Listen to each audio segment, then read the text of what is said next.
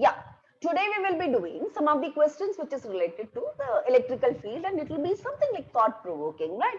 Say maybe a conceptual type of the questions. Okay, so the question will be given, you have to process it in your mind, you get an idea and you solve it, right? This is what we are going to do it. Now the first question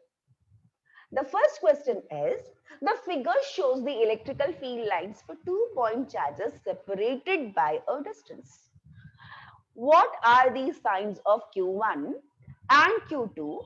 Can you determine the ratio of Q1 is to Q2? So let me enlarge the view. Right. Can you see the field lines very clearly? Yes, ma'am. Yes, Yes, ma'am. ma'am. I know this is Q1 and this is Q2. You have to say what is Q1 and what is Q2. Q1, Q1 is positive. what is positive and what is negative? One is positive. Q2 Q1 is Q1 positive. positive where and Q2 वो is negative. Positive है and Q2 आपका क्या रहेगा? Negative. Q2 Negative. is negative. Okay. Now you are supposed to determine the ratio of Q1 is to Q2. So for this, what you do is you count the number of the lines which is coming out of Q1 and Q2 respectively. Q1 से कितने lines है? 1, 2, 3, 4, 5, 6, 7, 8. 9, 10, 11, 12, 13, 14, 15, 16. So Q1 by Q2, तो Q2 में तो उतना ही है जितना इसके अंदर है, तो वो 8 है, तो कितना आ गया? 16 is to 8, so that is 2 is to 1, which is your answer.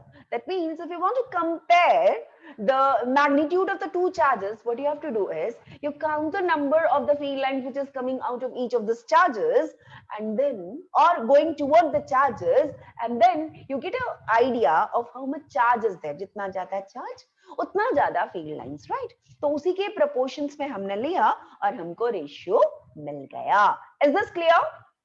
Yes, ma'am. Yes, ma'am. Yes, Yes, ma'am. ma'am. Electrical field lines cannot have sudden breaks. अगर electrical field lines बने तो field lines बनेगा charge की वजह से.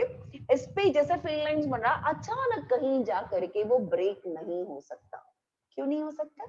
निकलेगा तो positive charge से, टर्मिनेट होगा तो नेगेटिव पे. नहीं है नेगेटिव तो मैंने क्या बोला, कहां तक जाएगा? ये इंफिनिटी तक जाएगा. ठीक है, तो इसका आंसर क्या आएगा? इन electrostatic field the charge experience a continuous force moves continuously. As the charge cannot jump from one point to another, the fields cannot have the sudden breaks. तो यहाँ पर इसलिए हमारे पास sudden breaks नहीं होता है. ठीक है? Okay. The next question is, when do the charge circular loop behave as a point charge? Suppose I've got a circular loop and I am putting some charges on it, right? तो इसको मैं पूरी तरह से metal का ring होगा और इस मेटल रिंग को मैंने इसको चार्ज कर दिया. ठीक है, पूरा पॉजिटिव चार्ज और ये यूनिफॉर्म चार्ज मैंने पॉजिटिव चार्ज इसको दे दिया. तो ये कब बिहेव करेगा? पॉइंट चार्ज की तरह. तो पॉइंट चार्ज की तरह देखो, यहाँ पर ये पॉइंट चार्ज नहीं, ऐसा कोन जैसा निकलेगा इसमें का इलेक्ट्रिकल फील्ड. तो ये पॉइंट चार्ज होगा जब द डिस्टेंसेस, मान लो कि बहुत दूर पर तुम खड़े हो इस से, तो इस पॉइंट से देखोगे, if P is at a very large distance, बहुत दूर पर है, तो ring acts as point charge. Then the ring will act as a point charge. देखो ring तो ring ही है, ring में charges है, उसके लिए rules अलग होते हैं. ठीक है? Now I've got the next question. It says that the fourth one, I've got two protons. दो protons हैं और parallel plate capacitor charged to a potential difference V as shown on the figure. What the forces on the two protons are identical. Now state if this statement is true or not. देखो, यहाँ पर parallel plate capacitors तक अभी तक हम नहीं पहुंचे, लेकिन फिर भी मैंने आपको ये तो बता ही दिया था ना कि अगर आप एक प्लेट को पूरा पॉजिटिव चार्ज करोगे और बगल में एक और प्लेट ला करके रखोगे तो इंडक्शन से, हाँ, इंडक्शन से क्या हो जाएगा, ये वाला प्लेट उतना ही नेगेटिव चार्ज हो जाएगा। सबसे पहला लेसन, हाँ, जब मैंने पहले दिन बताया था चार्जिंग बाय इंडक्शन, तब बताया था इसको कि कौन पॉजिटिव चार्ज किसी भी प्लेट को दे दो और इसके बगल में कोई खाली प्लेट रखो तो यहाँ पर इंडक्शन की वजह से नेगेटिव चार्ज बन जाता है। अब मैं नया चीज ये बता रही हूं कि यहां जो ये जो फील्ड बना, दिस फील्ड इज यूनिफॉर्म। मैंने एकदम ऐसा एंड में नहीं जा रहा है, बिना एंड लिए बीच में अगर देखेंगे तो यहाँ पर फील्ड यूनिफॉर्म है। यूनिफॉर्म फील्ड को हमने पैरेलल लाइन से दिखाया है। मेरे पास दो प्रोटॉन्स है। कितने प्रोटॉन्स है? दो। एक ए पे रखा और दूसरा बी पे रखा। तो क्या दोनों एक ही फोर्स एक्सपीरियंस करेंगे या अलग अलग फोर्स एक्सपीरियंस करेंगे? तो चलिए बेसिक फॉर्मूला पे जाते हैं। What is force? E into Q. Q multiplied by E। क्या चार्ज सेम है? हाँ। क्या फील्ड सेम है? हाँ। तो क्या फोर्स सेम होगा? Yes, ma'am. Yes, ma'am. Yes, ma'am. तो आप क्या बोलोगे? ट्रू।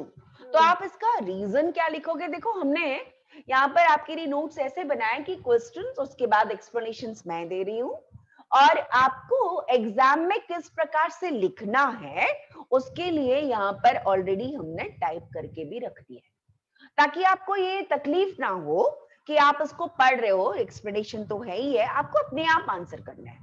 लेकिन अगर आपको समझ में नहीं आ रहा या कोई दिक्कत हो रही है तो we have already typed down the answers also for you, right? Okay, the next one is the figure shows the tracks of three charged particles in a uniform electrical field. Give the signs of the three charges. Which particle has the highest charge to mass ratio? ठीक है। Now, suppose two particles have identical curved trajectory. True. They have the same charge, they have the same mass, they have the same sign, they have also the same E by M ratio. एक एक करके जाते हैं। सबसे पहले हम view को बढ़ा लेते हैं ना, थोड़ा सा अच्छे से दिखेगा। मेरे पास ये देखो पॉजिटिव है प्लेट और यहाँ पर नेगेटिव प्लेट है। तो मेरे पास तीन चार्जेस की ट्रैजेक्टरी दिखाई गई है। ट्रैजेक्टरी का मतलब क्या होता है? ट्रैजेक्टरी का मतलब रास्ता। तो ये चार्ज पार्टिकल को अगर यहां से कुछ वेलोसिटी देकर के इस फील्ड के अंदर डाला गया तो पहला चार्ज का रास्ता ये बना, दूसरे का रास्ता ये बना, तीसरे का रास्ता ये बना। तो आपको 1 और 2 के नेचर के बारे में क्या दिख रहा है? 1 और 2 चार्जेस, इसको मैंने लिख दिया Q1 और इसको लिख दिया Q2। Q1 और Q2 क्या होगा? पॉजिटिव या नेगेटिव? Negative. Negative. नेगेटिव। क्यों? So positive. Because it is moving towards positive हाँ, side में पॉजिटिव attract चार्ज के पास जा रहा है, इसलिए ये दोनों नेगेटिव रहेंगे। What about Q3? Positive. Positive. Positive. तो ये अपन बोलेंगे Q3 इज आपका पॉजिटिव निकलेगा। ठीक है। अभी मैंने E by M की वैल्यू के बारे में नहीं बताया। तो ये टर्न मार रहा है, यहां से स्ट्रेट गया और यहां से क्या हो रहा है कि ये ऐसे भी नहीं जाता, ये ऐसे स्ट्रेट ना जाकर के ये फील्ड में आते आते कैसे जाएगा उसके बारे में एक क्वेश्चन है। उसको करने के बाद आप लोग यहाँ पर आना, क्या होता है इसके बारे में। ये एक्चुअली NCERT का क्वेश्चन है। I would like to explain this here itself. Listen very carefully. Do you remember projectile motions of class 11? Yes, ma'am. Yes. All of you have done it several times. Okay. Now, let me consider a plate, and in this plate, now this is given a negative charge, for example, and here I give the positive charge, right? Now, if I have a charged particle which is having the magnitude, the charge magnitude is q, एक charge आया और इस charge के पास जो magnitude है इस charge का, let it be equal to से q, और जब चल के आ रहा है तो इस चार्ज के पास जो स्पीड है, the speed is equal to से v, v वेलोसिटी के साथ यहां पर एंटर करता है, ठीक है? तो charge enters the uniform perpendicular field with velocity v, आया और वेलोसिटी v के साथ इस फील्ड में, जो दिख रहा होगा आपको, है ना, यहाँ पर इस फील्ड में चला गया। क्या अब ये सीधा जाएगा क्या, या इस पे पाथ चेंज होगा? सवाल है, क्या इसका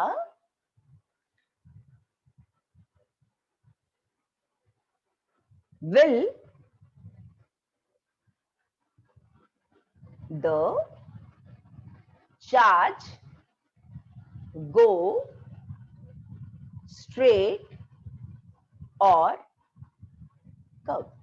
आप बताओ, सीधे जाएगा या कर्व हो जाएगा? कर्व होगा तो किस तरफ होगा? मैं मान के चलती हूं कि ये एक पॉजिटिव चार्ज है, दिमाग लगाइए और बताइए क्या होगा। फोर्स It will लगाना, curve towards the negative charge. Okay, तो ये ऊपर जाएगा, Yes, ma'am. कैसे जाएगा? क्या इस पे फोर्स लगा? तो ये Yes, ma'am. स्ट्रेट ऐसे भागेगा, कर्व बन के जाएगा, कैसे जाएगा? कर्व बन के जाएगा। क्यों? स्ट्रेट क्यों नहीं? फोर्स तो ऐसे लगा ना, हाँ?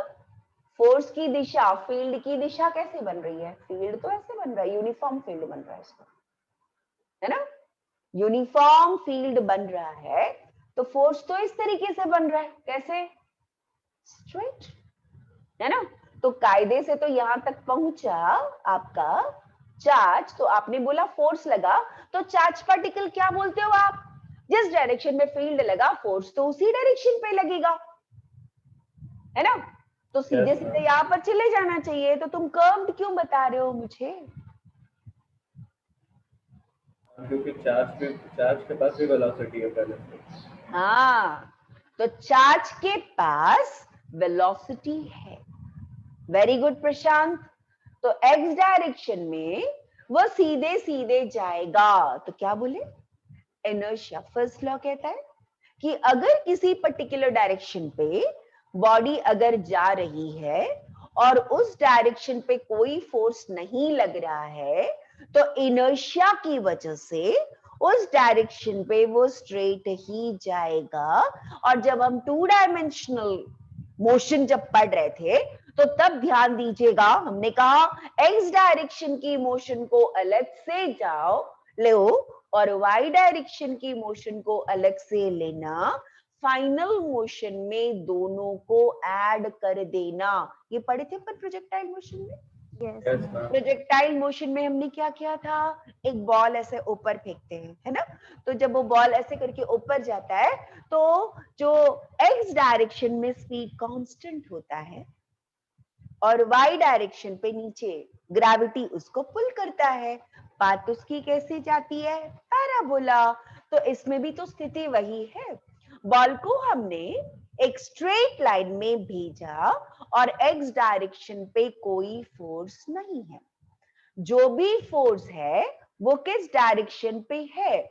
वो जो भी डायरेक्शन पे, यहाँ पर fx is equal to 0 and y direction पे जो फोर्स लगा दैट इज fy, और fy डायरेक्शन पे जो फोर्स लगा, this force is equal to charge is q and the electrical field here that is equal to E. There is a force in the y direction, right? So यहाँ पर answer आ गया, मैंने लिख लिया curved. Now if the length of the path is equal to say L, और यहां से यहां तक पार्टिकल को पहुंचने के लिए t टाइम लगता है, तो no force in x direction, therefore Vx is a constant. Got this one? x direction के मोशन को मैंने अलग से लिखा, right? Yes, x ma'am. Direction के मोशन को मैं यहां पर लिख रही हूं Vx is a constant. Now what is the displacement in x direction? तो वो पूरा लेंथ पार कर रहा है L, and L is equal to Vx multiplied by time. Simple. Speed into time, that is giving you the distance, or the displacement is equal to velocity multiplied by time. So L is equal to Vx. What is Vx? What is Vx? It is equal to V because it is traveling in the x direction and the time is t. From this expression, you can get the time. Time is equal to L by V. Mark this as equation number 1. Got this? Yahan tak ka with me? Yes, ma'am. Yes, Yes, ma'am. ma'am. Now we have to take about the motion along the y direction. Now in the y direction, there is a force. In the y direction, there is a force. Now, what is the force in the y direction? So, according to our knowledge about the electrical field, that is equal to Q into E into Y, because the field is in the y direction. Got this? Okay. Now, if you want to take about, like just 1 second now. Now, if this Fy is equal to Q into Ey, now this is also equal to the mass into the acceleration.